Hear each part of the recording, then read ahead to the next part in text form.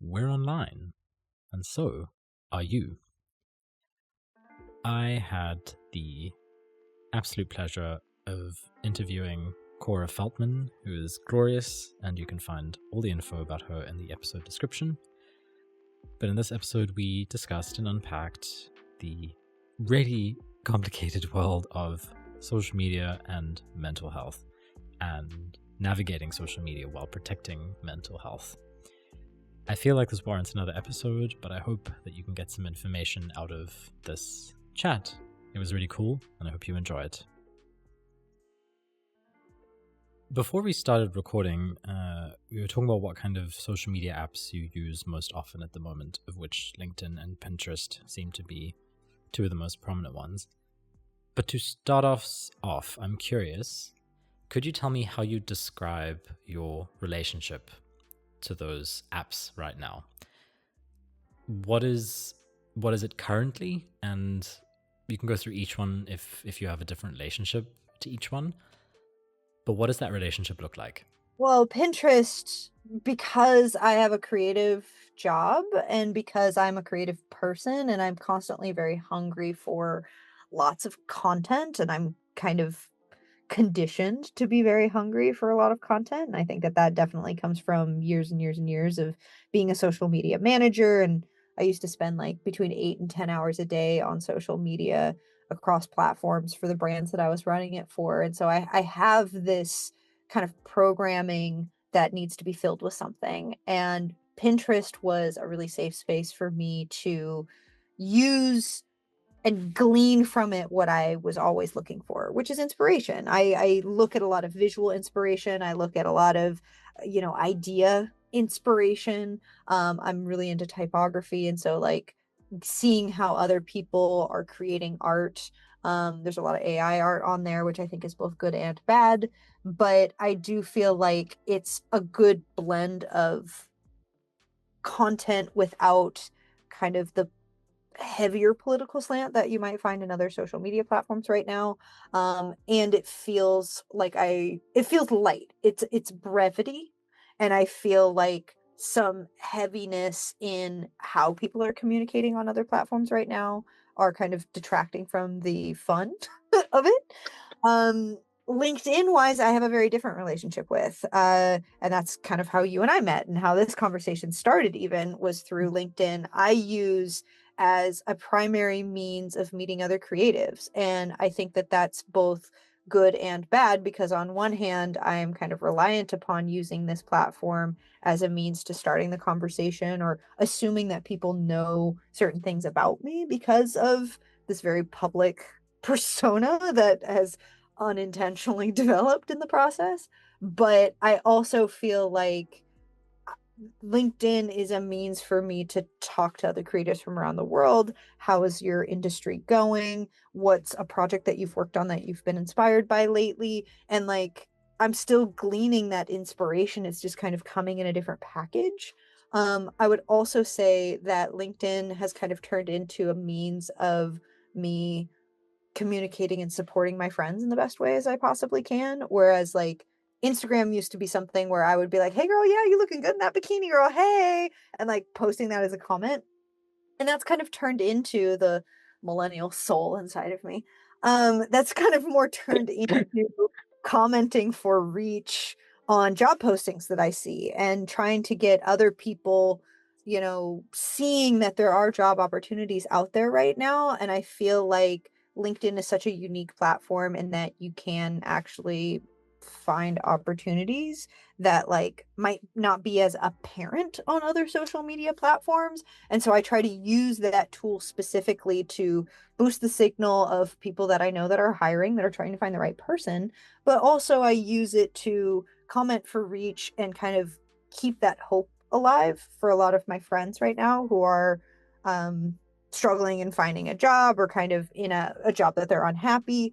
And I try to post of what I would have needed when I was in that stage, which wasn't that long ago. I was looking for a job and using LinkedIn in that way myself, and the mental health ramifications of using a social media platform like that in your day to day to like tie to trying to find a job, which especially in the United States, our health insurance is so integrally tied.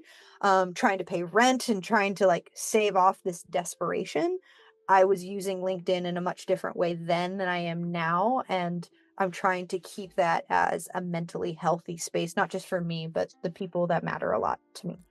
I think you're touching on something which I often find myself thinking about, which is there seems to be three main layers in terms of how we engage with social media. Necessity is one, pleasure is the other, and information is the third. And we sort of move through those quite fluidly. But I do feel like the necessity layer is what often sucks us in. And I'm curious, do you feel like you can draw a better boundary with some apps as opposed to others when it comes to limiting your time on those apps? Yeah, and I think that's a really eloquent way of putting it. Because yeah, those are the main things that people come to. Entertainment and pleasure, I would say, are kind of interchangeable in that. Um, I feel like, yes, to answer your question directly, yes, I feel like some platforms are easier to draw that line. But I do think that the overall nature of social media as a system is supposed to blur those lines. And I think that the intention of a lot of owners of these social media platforms, but also how these social media platforms are set up to make money, is intentionally trying to blur those lines. And I think that the platforms that blur those lines better tend to, one, be potentially more dangerous, but two, also bring me some of the better things in my life. So it's high risk, high reward.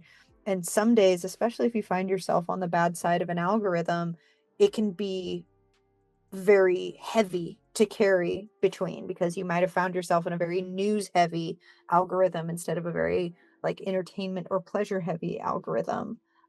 Or the necessity of staying up to date with that one aunt that you never get to talk to because she only uses Facebook. And now you've found yourself in the dredges of AI slop on Meta that like you're just kind of like, oh no, I'm stuck here. um, and I feel like places like LinkedIn, places like Reddit, tend to create a little bit better barriers between those three layers. And so those are the spaces that I feel a bit more comfortable in being in. But I also feel like I'm becoming more and more of a Luddite in that because I'm over it. I'm over the novelty of social media. I am over some of the parasocial relationships that come from that, but also I have found other means of communication with my friends who are also kind of feeling this not dissatisfaction, but more this overwhelmed kind of burnout from social media. And so instead, we text each other, we call each other, or we have more in person meetups because I feel like I'm getting more the necessity there instead of that necessity high from opening the app or sending a DM or sending a link to a piece of content that they may or may not understand why I sent them this cat video. I don't know. But it by removing the necessity layer of that, that's been at least a healthier way that I've engaged with the platform, and I think has also kind of helped me sustain a better, healthier relationship, with all platforms, just in general. We were talking about it just before we started recording, but social media was created as platforms to connect with each other. But, I think in hindsight and over the years, we've realized that it's become quite an isolating experience. And I think a lot of people struggle with this word addiction and social media. I don't think anyone's not heard the phrase that social media is a danger to our mental health. But is that high that you just mentioned that risk to mental health? Is that the danger to mental health when it comes to social media? Hmm, that's a good question. I'm not a psychologist, and I don't have the data or the study to be able to say or diagnose that, I feel, but I feel like yes, social media is as a whole, bad for your health, that it has a slippery slope, and it definitely can be an addiction. I think that wherein lies the danger is the gamification of it. I don't think, and like, yes, that's tied to the quote high of it. I think we're talking and dancing around the same thing with different names to it. But I think the frivolity of the amount of content, I think the nature of how information is passed, I think that's where a lot of the danger of our mental health comes from. And I don't think that that's necessarily a high. I think it's more just, in, I hate to trivialize it in this way, but gossip, even at its most basic core. It's throwing gasoline on human nature. And I think that that is not social media's fault. And I think that as a whole, even though you have to be very careful with your mental health around social media, I think that it's more the human element and how we're using it, and not necessarily understanding how those human elements interact with the computerized element. I hate to say the buzzword of AI, but like, that's where we're here. Algorithms have always been a part of this, and for lack of a better term, that is a form of artificial intelligence, because our content is being featured and filtered through these constraints that are dependent upon whatever these social media platforms deem is important or interesting, and that's how you get seen or even not seen. And I feel like where that friction of our mental health is coming from is between the computer and between the person. I think that that's less about the high of the positive things, because like, ooh, I am on the high of the Pinterest board, like, send it to me, bring it. And like, look, I get a lot from my Pinterest boards, and I use them for work, and I use them for all these other things. And like, I feel like I can use that in a way that feels safe to my mental health. I think where things start to go awry is maybe not understanding what you're being fed, the amount that your attention matters to these algorithms in particular, and how that factors into the intent of what these different social media platforms are and how they're trying to sell you things. And then maybe not necessarily not understanding, because that, I feel like that puts the burden on the user, excuse me, but I feel like it's more the concealing of what the intent of some of these platforms are trying to do. I mean, at the end of the day, they're trying to make a buck, right? I think we can all just surmise that, like, yeah, it's about connection, but like, Meta is here to make money for Meta. Like, that's they're selling ads. And so like, I feel like any time that people discover that Meta created AI platform, AI profiles, or they're trying to push different ads, or they took money from Russian bots or things like that, like, those are all examples of, one, places that we're starting to get into a little bit more of a dangerous mental health information sector, but it's also where the human and the computer are overlapping. And know that these social media platforms are not your friend, and like, they might be providing a lot of things that are positive to your life, and maybe it's giving you the idea to start a business, or maybe it's the information to make you feel like you're not alone if you live in a place that's isolated and no one else looks like you or has the values that you have. And like, those things are great, and that's what it's supposed to be about, in my opinion. But I feel like where the danger in lies is that intersection of the platform having other intentions and utilizing, and I don't want to say weaponizing, because that's very harsh of a word, but like, mobilizing their technology to prey upon human elements. That's where we start getting into some mental health gray areas, and where I started noticing that within myself and amongst my friends of, man, they're comparing themselves and their beauty next to the girl next to them, or body image issues, or consumerism and capitalism, or waste, or maybe it's falling down a conspiracy hole on YouTube, or that one aunt that's sharing this picture that is clearly AI generated, but she doesn't know that it's AI generated. Like, I feel like that's where things start getting a little crazy, and media literacy should probably step in and be a little bit more robust, but it's never been moving at the pace that it's now. And so, like, I just don't feel like enough people are maybe taking that time of intention, but also maybe not sitting down and being like, man, I just spent an hour on Instagram and I'm feeling really anxious. Why is that? They just know that they feel anxious and they close the app, and then maybe the next day they come back to it, and that's how they start the next day and the next cycle. So that's where I think in lies the danger. Does that answer the question? Good. You just mentioned intent, and I think that is a big, blurry, black, gray box. It's very difficult to control what the intent of these platform owners is. And I think that's never something we'll truly be able to understand or answer or control. But you just mentioned as well, how we use the apps is fully within our control. And I think we sometimes forget how much agency we actually have. I think there's this sense of dependence on social media apps. It could just be FOMO at a very basic level, and there's obviously layers of complexity above that. But for you personally, how do you draw a boundary, and how do you use that boundary to then protect your own mental health? Because like you said, we need the apps in a lot of cases for our work, and in many cases they can be very helpful.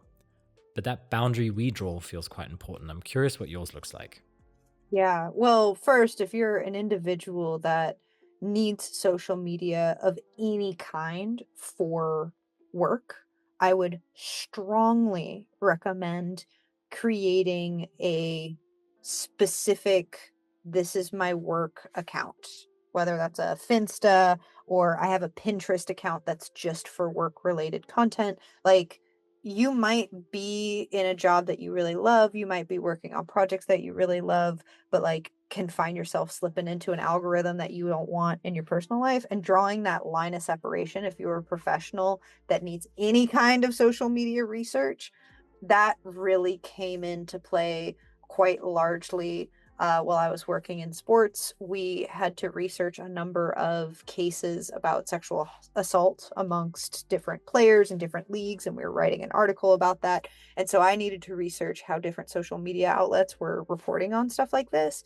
And anything that I searched on my personal account started showing up in my personal algorithm. And so on my off hours, I was seeing all sorts of really tough articles, and like some of them I was like, man, I didn't even know that this happened and stuff. And so I would say protect your personal algorithm at all costs, and like setting up a or not a fake account, but like a separate account that is specifically for work. If somebody is sending you content that you are not jamming with for whatever reason, it could just be like, man, I don't really like cats like that or whatever. I'm a cat lover, just so we're clear. Um, but like, my mom sends me stuff all the time that is pretty politically charged, but even if she and I agree on what the political message is, the way that it's being delivered is as such that as I watch it, I'm like, man, I really don't want other videos like this. Or if she sends me one thing, the algorithm will start feeding me three more things like it. And I'm just like, no, no, no, no, no, I don't want more of that. So you need to be very clear with the people that are putting things in your algorithm. That also means be very clear with yourself as to like the people that you follow. And like, I'm not saying unfollow or block all of the people that are, not in agreement with what you your values or what your political stance is or whatever, because I feel like political is only one silo of a much bigger ocean of what that looks like. But like, I had a couple of friends who worked in tech, and like they had a lot of content about AI and like AI development stuff. And I was like, well, I don't really want that in my personal algorithm. But because I was friends with them and I followed them, the algorithm was automatically starting to feed me stuff like what they were engaging in. And I was just like, okay, well, that's fine if it was like K-pop Demon Hunter, but like I don't want to read articles like this. And so what I did is I had a conversation with them, and I'm just like, hey, just so you know, like you might not see me as much on LinkedIn or on Instagram anymore, just because like the content that you're feeding into is very different than the content that I'm feeding into. Or like, hey, can you maybe not send me stuff? Like, I would love to have a conversation with you about this in person the next time we go get cocktails or whatever. But like, it's not that I don't agree with you, but like, I don't really want that in my my personal zone. Um, that was something that I had to do. Sometimes that wasn't received necessarily as well. And like I definitely have family members that are like, yeah, but I feel very strongly. And I'm like, okay, yes, I know that you feel strongly, but like, are you sending me this video because of you or because of me or because of something else we've talked about? And like, I don't really want this in my space. The good news about social media, all social media, is that it's your space. You have control over your space and you can do an algorithm cleanse. You can reset your own things. It kind of varies by the platform as to how long that takes or how much work it takes to reset your algorithm. But if you're finding yourself putting down your phone and being like, man, I feel anxious. I feel depressed. I feel like I'm not good enough, or I'm not doing this, or I'm not doing that, then I would maybe strongly urge with that introspection to maybe take a relook at how you're using social media or what the algorithm is feeding you. Because, you know, we are what we eat, right? And if you're eating a bunch of shit, you're going to feel like shit. So keeping that in mind, like, give yourself those really strong boundaries. That's something that like I deleted Instagram from my phone. I only engage with Instagram maybe once a month. I when I'm feeling up for it, I'm like, okay, I have the accounts that I follow. I kind of want to see some cat videos. Let's do it. Or like, oh my God, Lady Gaga just came through New York City and I want to see what other people were wearing to her, you know, concert. Like, let me search that. Like I go to it with specific intention. And I feel like that helps tell the algorithm like this is what I'm about, not that. And then I also just don't engage with other people. Your main currency on any social media platform is going to be your attention. So I use that block button hard and fast, and I get in there and I'm just like, ooh, if that's some shit, I don't want to see more things like this. Block.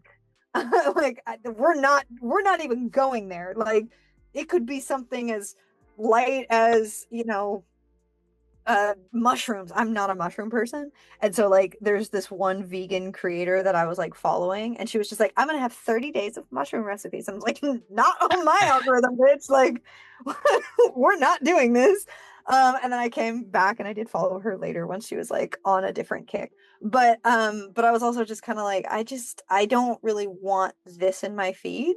Or that could be as serious as political content. That could be as serious as any topic, and like guilting yourself into feeling like, oh, I'm not engaging with this thing. Like I have this duty or this need to be informed in this way. And like, I want to know about what's going on in Gaza, or I want to know what's going on politically, or I want to know what's going on with AI, or I need to know what's going on here or there and whatever. You can use social media for that. I'm not saying don't, but if you're walking away consistently feeling ill about this, then social media might not be the best touch point for you to be getting your information about this. And maybe you need to rethink maybe using an app like All Sides, or maybe finding other avenues to get the news information, especially when our world right now is in a place where a lot of people are particularly angry. And a lot of these social media platforms are making money off of, you know, not inc- incendiary content is more what these link clicks and, you know, they're rage bait, and it's a lot of things that like they just want your attention in this matter, that it ends up spiraling into like not really even a discussion anymore, and so it's not really fruitful for any of us. So if being informed is what the necessity is,